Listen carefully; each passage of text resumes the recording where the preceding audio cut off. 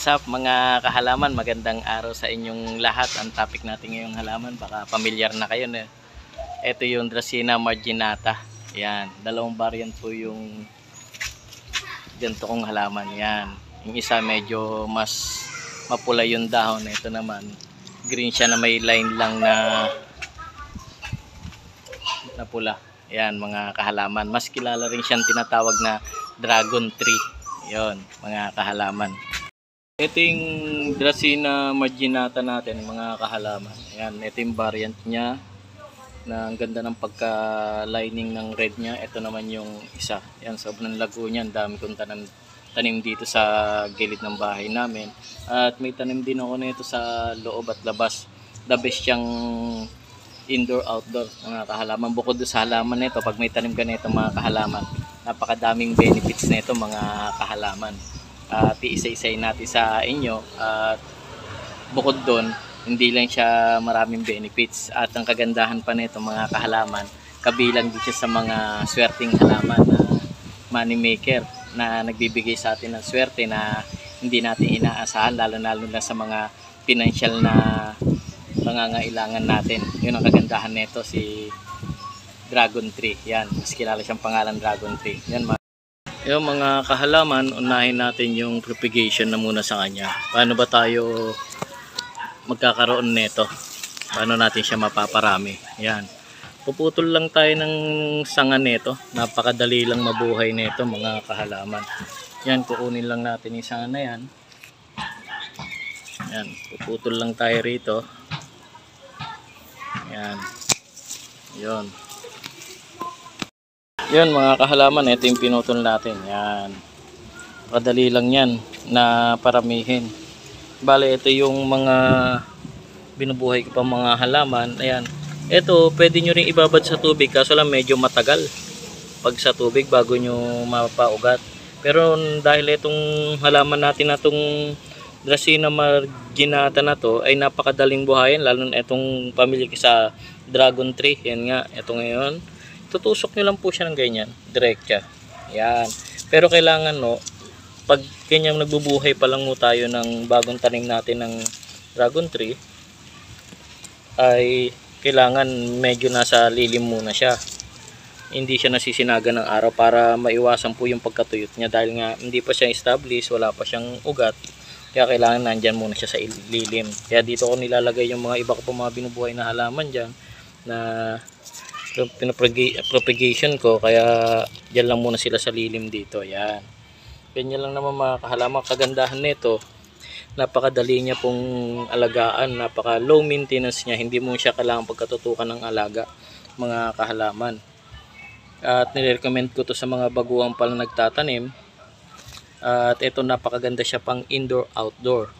Kaso lang pag in-indoor nyo po siya, kailangan medyo lalagay nyo siya sa mga lugar na hindi maabot ng mga pet natin kung may mga pet po tayo, dahil air purifier siya, kaya toxic siya sa mga natin, nakakalason siya sa mga alaga natin pet, hindi siya pet friendly mga kahalaman.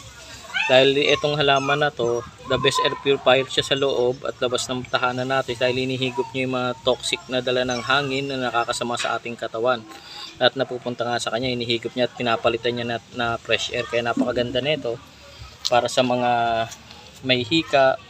Yan, kagandahan na may tanim nito. Yan ang isa sa mga magandang benefits na makukuha. Kagandahan pa na sa halaman nito mga kahalaman, hindi siya ganun kaselan sa lupa. Kahit anong klaseng mix soil lang gamit nyo, o kahit ordinary o pure soil lang talaga, ay pwede sa kanya. Yun ang kagandahan sa dragon tree na to mga kahalaman. At kagandahan nga ron mga kahalaman, ay hindi mo na kailangan maglagay pa ng mga o mag-spray ng mga insecticide o pesticide, dahil hindi siya lapitin ng mga peste o insekto. Yun, kaya talagang magandang alagaan to. Talagang low maintenance siya mga kahalaman. Yun mga kahalaman, kung wala naman kayo mga alagang pet at napakaganda nito, meron tayo sa opisina nito o sa ating tahanan. At hindi na natin kailangan itaas o kailangan ayos na ayos to na i-display natin sa loob ng ating tahanan. At ang kagandahan nito, itong halaman na itong Dracaena marginata, ay nagre-reduce siya ng anxiety at stress, di ba? Lalo na sa buhay natin, napakadami nating stress, sa financial na stress, o sa basta ang dami nating mga problema, stress na stress tayo. Kagandahan nito, tinutulungan tayo mabawasan ng stress natin sa halamang ito, mga kahalaman. Kagandahan din sa halaman na to, mga kahalaman, kagandahan sa halaman na to, mga kahalaman, ay hindi mo siya kailangan pagkatutukan ng alaga, kahit hindi mo rin masyado siyang pagkakadiligan, dahil mas gusto niya nga yung medyo natutuyo yung lupa niya bago siya diligan. Ayun ang kagandahan nito sa halaman na to.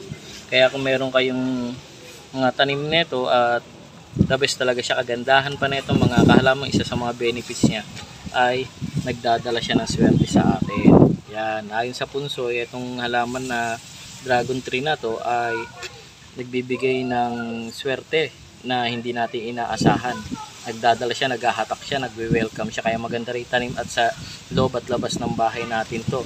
Bukod doon ay isa rin siya sa mga halamang money maker. Yan, kaya mababawasan talaga yung stress natin sa financial na pangangailangan natin.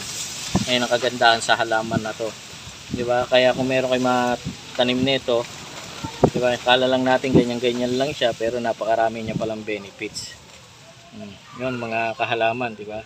At ganun lang din naman siya paramihin, at ganun lang naman siya alagaan, napakadali lang. Kung wala ka pang tanim nito, mga kahalaman, sana magtanim kayo. Kung merong makikita sa mga kapitbahay nyo na may ganito, yun lang, hingi lang kayo ng cuttings, ikakat nyo lang at pwede nyo nang itanim. Pwede nyo rin siyang ipat. Ito sa akin nakadiretso sa lupa, nasa loob ng bahay ko nakapat. Lalagay nyo siya sa maliit na paso, at pwede nyo rin siyang, depende sa inyo kung kano kalaki. Pag nasa maliit na paso, siyempre hindi naman siya ganun lalaki, kaya napakaganda yung display nito. Napaka forma niya, napaka class niya tignan, napaka simple niya lang, pero di ba, napakaraming benefits na makukuha natin sa halaman na to.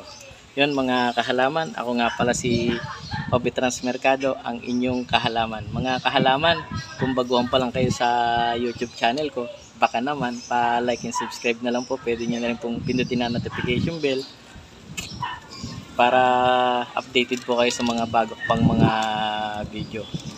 Ngayon mga kahalaman, sana nagustuhan nyo yung topic natin na halaman na pangalan Dragon Tree. Mas kilala siya sa pangalan Dragon Tree, o may tinatawag siyang madalas tawag sa kanila Dracena marginata.